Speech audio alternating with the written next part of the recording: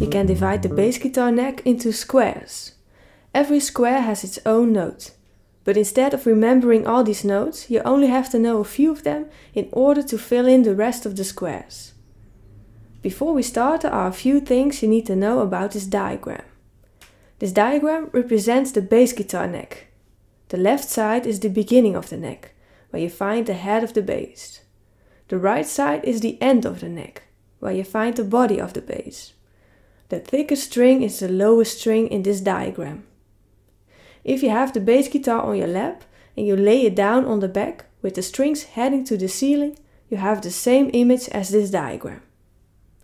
The next thing you need to know is the musical alphabet. This consists of the first 7 letters of the alphabet: A, B, C, D, E, F, G. That means that the same note exists on different places of the neck. These are the names of the open strings. For now, we work with a standard tuned 4-string bass, but all this information is directly usable for bass guitars with more or few strings. I will tell more about that later. But important, the bass guitar needs to be tuned in the standard tuning, the R-4 tuning. That means that you tune the strings in the interval of perfect forward. At first, we're gonna have a look at the lowest 2 strings, the E string and the A string. In this diagram, you see a couple of circles. These are dots and will be almost always at the same place for each bass guitar. The dots come in handy for remembering the notes. I will now give you 3 groups of notes. If you know these, then you can fill in all the other squares on the bass guitar. This is the first set of notes you need to learn. As you can see, these notes are situated on the first 3 dots. Apart from the note F, you can now fill in all the natural notes at one place on the bass guitar neck. This is the second set of notes you need to learn. As you can see, these notes are situated around the last separate dot. This is the last set of notes you need to learn. These notes do not really have a recognition point, but these are only 2 notes. Now we know all the notes on the E string and the A string. But as you can see, there are still squares remain open. The notes that we have notated are called natural notes, and you can lower and raise them. When you raise a natural note with a semitone, you slide 1 square to the right in the direction of the body. This note receives a sharp symbol behind the natural note. If I raise the note G, I get the note G sharp. If I raise the note D, I get the note D sharp.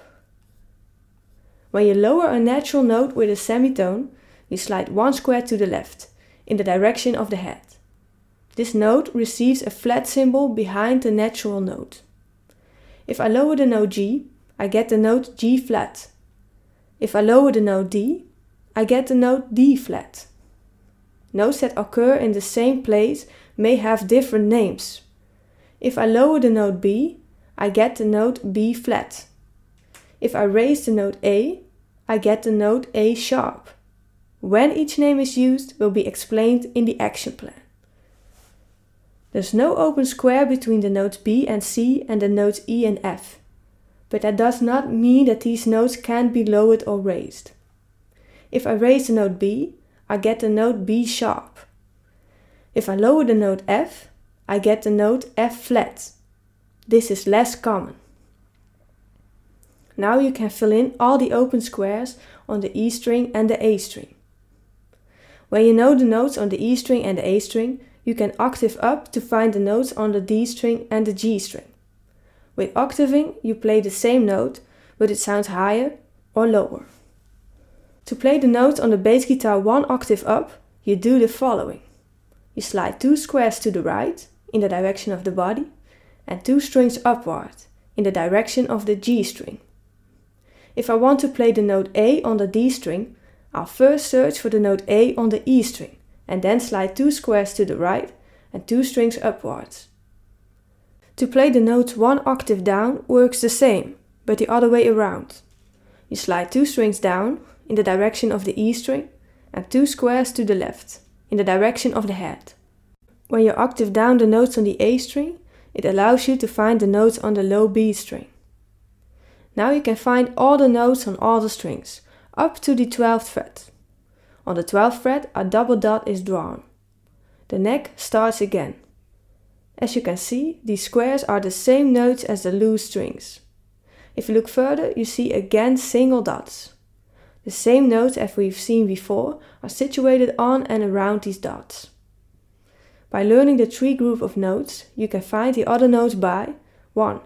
Lowering and raising the notes. 2. Octaving the notes. And 3. Knowing the neck starts again from the 12th fret.